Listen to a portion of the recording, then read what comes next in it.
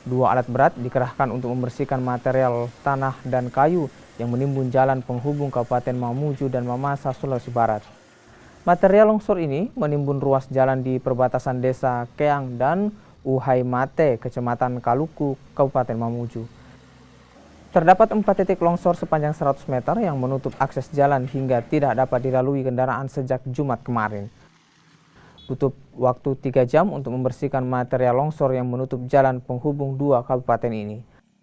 Pengendara juga dihimbau tetap waspada akan longsor susulan karena kondisi tanah di sepanjang tebing jalan Mamuju dan Mamasa masih labil usai diguyur hujan lebat. Kami dari Kementerian PUPR, khususnya Balai Pelaksanaan Jalan Sulawesi Barat, menurunkan mulai dari tadi malam menurunkan 2 unit DRU, 1 unit backhoe loader dan 1 unit ekskavator. Ada berapa titik ini langsung? Jumlah titik longsoran yang besar yang menutup seluruh badan jalan itu ada 2 titik. 1 titik di belakang kita, 1 titik lagi sekitar 700 meter setelah ini. 1 titik yang di belakang sudah terbuka.